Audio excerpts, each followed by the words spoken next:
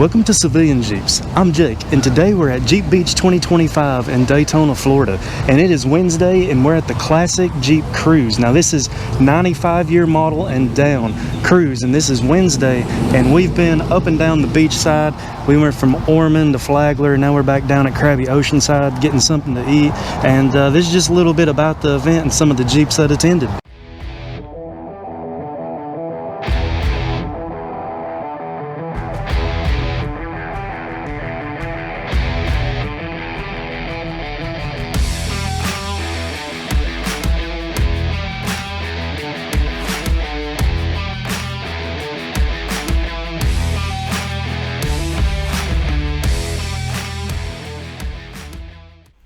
Alright, so if you like classic Jeeps, this is going to be a treat for you. Now, how I have this video structured is whenever I showed up to this event around 10:30 on Wednesday, there were quite a few Jeeps around, and there was a lot of loud music playing and people talking, and I just wasn't able to use the audio for this. So I ended up saying the heck with it. I'm just going to do a voiceover, and I'm going to talk about what I'm going over as you see here. This is actually the director's Jeep, his CJ5, his Independence theme, and he's the one that puts on these classic Jeep events. Now, throughout this video, I'm going to go around and show you guys the Jeeps that were actually there during this event, and I'm also going to go back and forth between clips of me riding during this event, but it was just me trying to film, so it's a lot of like 360 GoPro footage. Obviously I couldn't do a whole lot of filming while I was driving, so I did the best I could to show you some actual footage of the cruise, but a lot of it's just going to be me going around showing you some of these excellent 95 model year and down classics. Now, what are some of them that attended this event? I mean, you had some Willis flat fenders, or Willys, however you want to say it.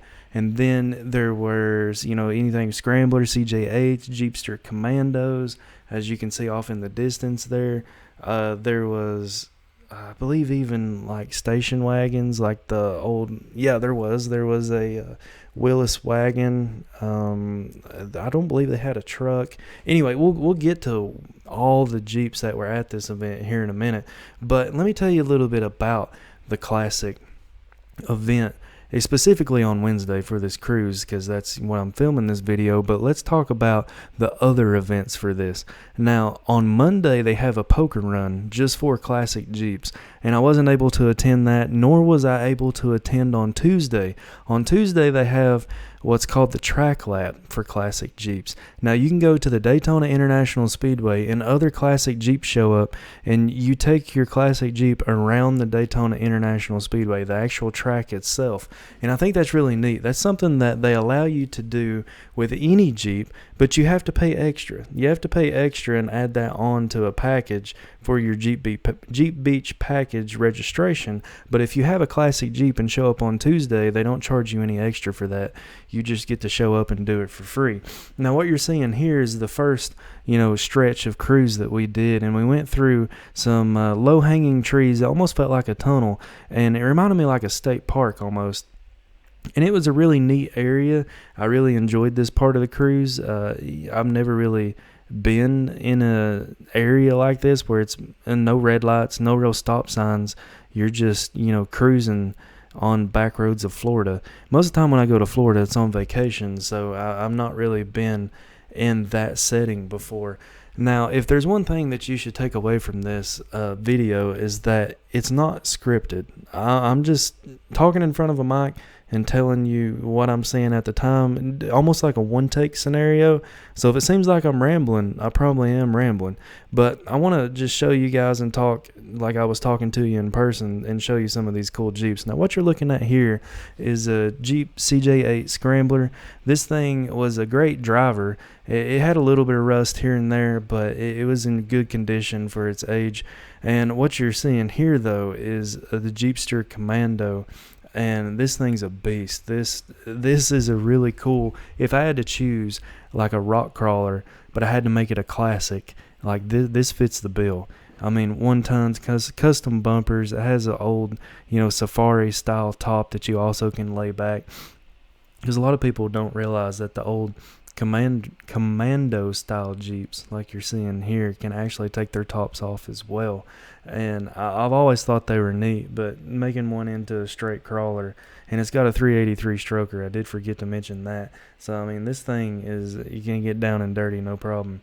But there was everything from like show Jeeps here that, you get parked in a garage that should be in a museum, really. Anything from show Jeeps to, custom built crawler Jeeps. There was a really cool imported Mercedes, or maybe it's Mitsubishi. I think it's Mitsubishi diesel CJ3B, the high hood. I actually did an interview with him. It'll be coming later on in the channel. And a few of these Jeeps, I did do interviews with the people, and you'll be seeing them in this video, and you'll also be seeing individual interviews with them as well. Now, this one's one that just honestly could be in a museum somewhere. I love the stripe package.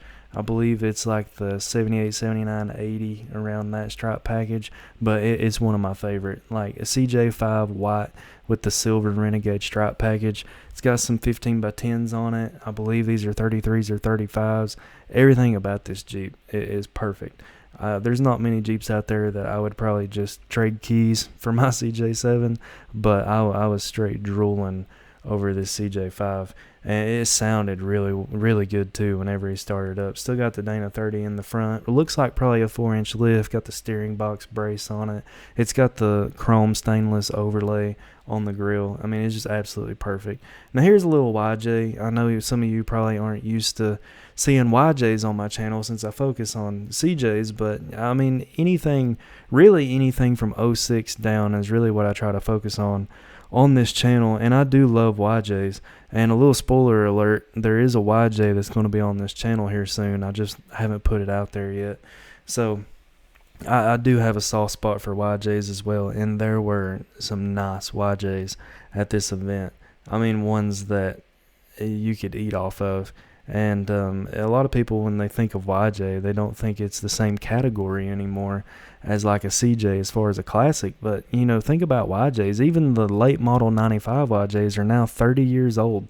So really, YJs are becoming just as popular as classics as the CJs are. And I've seen their values start to rise because of the oddity of the square headlights. At first, people, didn't really, have much respect for the square headlight, but I think it's grown on some people, and it is the first generation of the Wrangler, because the CJ technically wasn't the Wrangler, so it is cool, the first generation of the Wrangler, even if it did have square headlights. Now what you're seeing here is a nice basic CJ5. I didn't get a good look at the hoods. I can't tell you if it's 73 up or 73 down. I'm thinking it's probably 73 down, but this Renegade CJ7 here, I really do like it. You'll see later how he has the tan on this orange. Now that's not a factory stripe package. That's been added to it, but the tan and orange I feel like is a great color combo. Now this is 33s on this Jeep. Maybe 32s actually, but I believe it's 33s. If I had to guess, I would say a 3 to 4 inch lift. I was surprised though, because a lot of people in Florida with their CJs had antique Florida tags if they lived in the state of Florida, and this guy had a non-antique tag on his Jeep, so he must drive it quite a bit. And if you've seen in there, he does have some vintage air hooked up, so he does have AC, so that makes me think he might be daily driving that thing without the antique tags. Now after we left what looked to be the state park, we went on down the road, cruised on the, I guess it's just a little 2-lane highway almost, and this was neat. This is one of the parts where I believe we got up to even 50, 55. So I was really wondering if the old flat fenders back there could keep up, but they seem to do just fine. I know my old CJ2A, that flat fender, there's no way. I mean, 40, 45 mile an hour downhill, you might as well have been doing 95 mile an hour. It was, it did not like those top speeds. Now here's the CJ5. It looks to be a glass tub. It doesn't have a tailgate. They're from Maryland.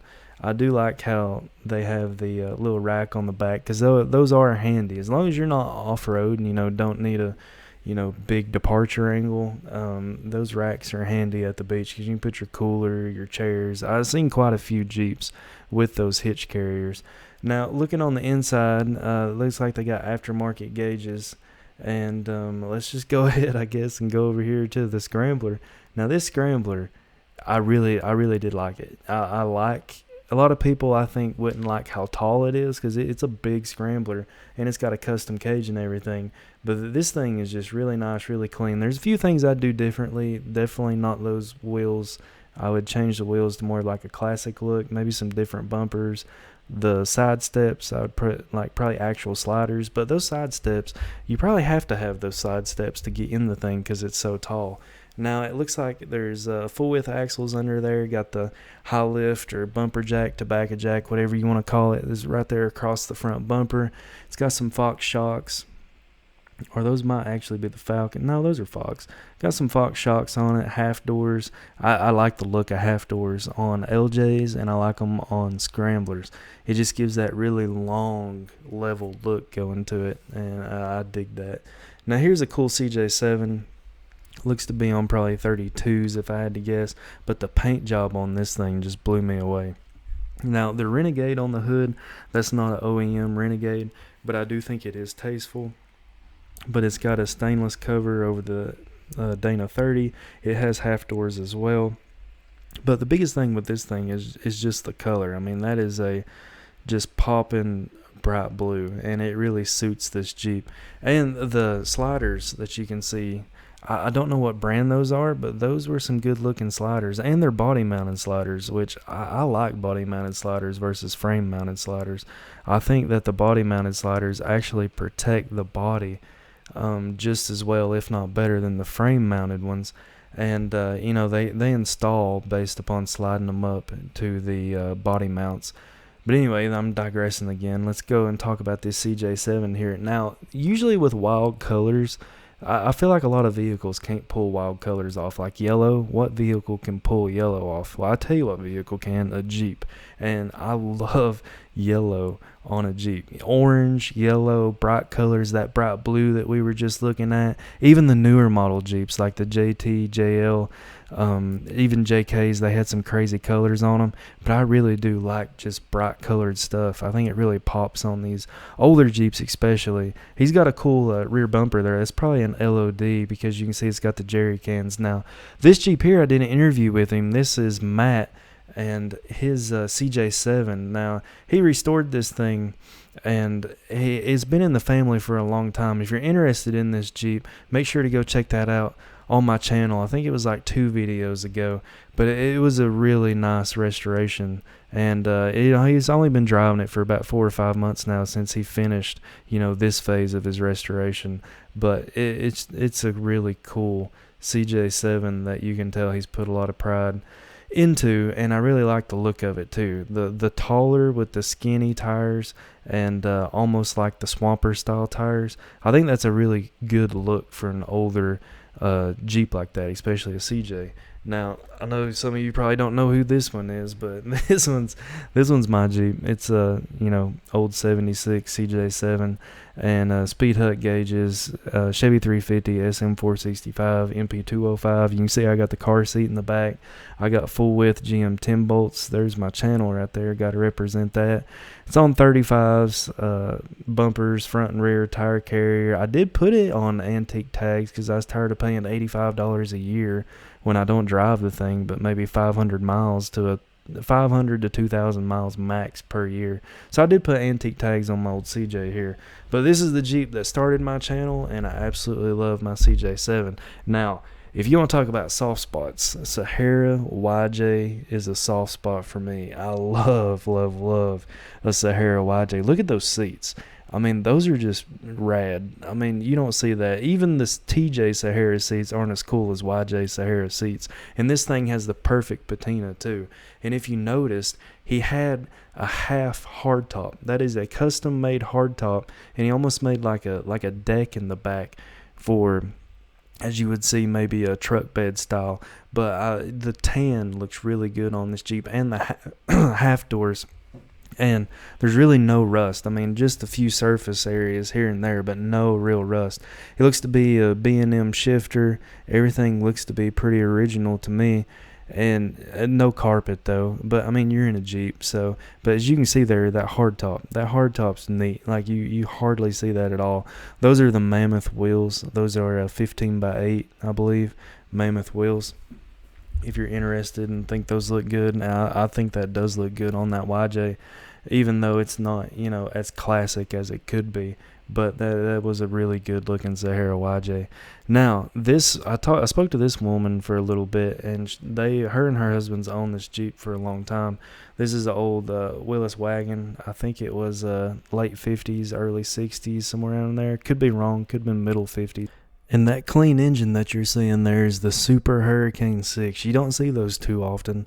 A lot of the times I feel like they get replaced with something a little more modern in these old station wagon Willis trucks. So as you can see here, we're crossing back inland, or from inland back to the ocean side. And this is around the Flagler area. And I will say at the beginning of this, I failed to mention that we all got together whenever we started this cruise, and Jeep Beach, his photographer, came and took each individual picture as we was passing by. And your pictures each day at your classic event is posted on the Jeep Beach website, so you can go and check those out and see if it's something that you want to. I think it's like $20 if you want the actual full quality print picture for whatever your memories. And if you want something like that, make sure you get your picture taken for one at this classic event, and then go on their website and go ahead and check it out. But here we're stopping for a bathroom break because we're about an hour into it here, and even I was about to bust. But when you have that many Jeeps in line for this event, it's kind of hard to find somewhere to fit everybody to take a quick little breather and bathroom break. And another thing I forgot to mention is there wasn't any time to stop and go into like a gas station or get gas per se. So make sure your Jeep is filled up before you go on this ride. Now back to the beginning with this Jeep. This one's called Survivor, and I actually spoke to this guy a little bit, and it's a cool little CJ5. There's quite a bit of paneling on the side of it, like diamond plate, and it's had some rust here or there. But I think it is a cool, almost like a rat rod style. I mean, I know it's not a rat rod. It's a full-bodied CJ5. But the diamond plate along the side kind of makes me think of like a rat rod almost. But also has diamond plate along the dash. And it's just a cool, unique Jeep that I guarantee you nobody else has one that looks exactly like this. But that's what you come across as CJs. I feel like a lot of the newer Jeeps, there's just a lot of bolt-on stuff, and it's kind of impersonable.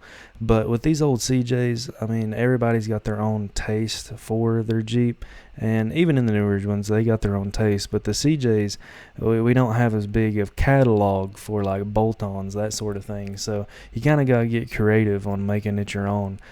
Just like this one, like something else across the dash. I guess that's what they named their little CJ5 here.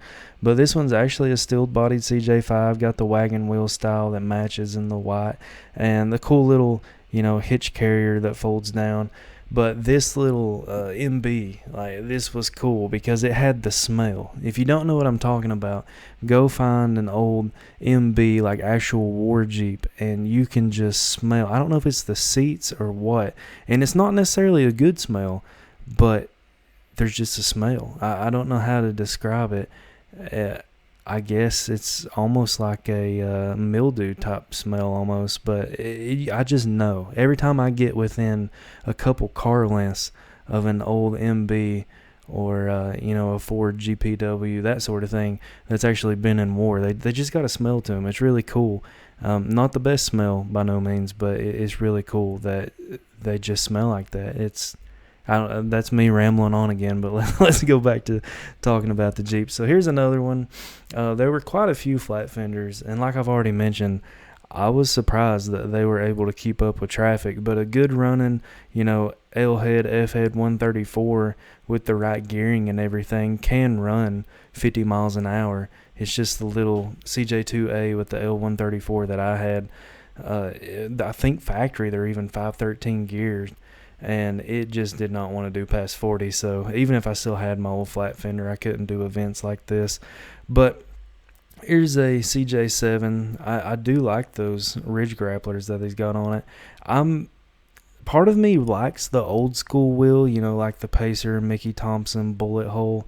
But I do like the method, beadlock, like that sort of stuff. Now, a couple that you might have seen in the distance, with the 22-inch or the 20-inch, wheels, as you're about to see right there on that Laredo.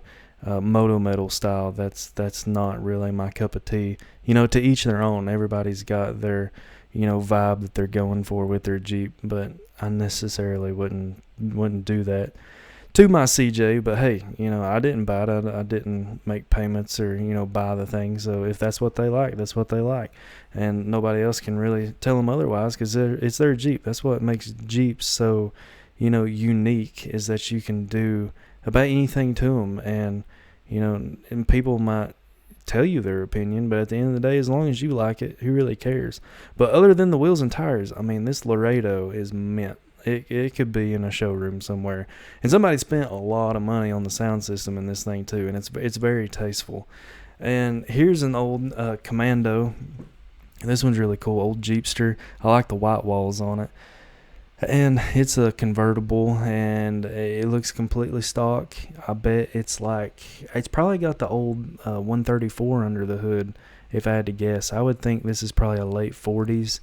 It's got the pointed grill on the front. I'm not entirely sure, but I guarantee you it's probably a late 40s old Jeepster Commando.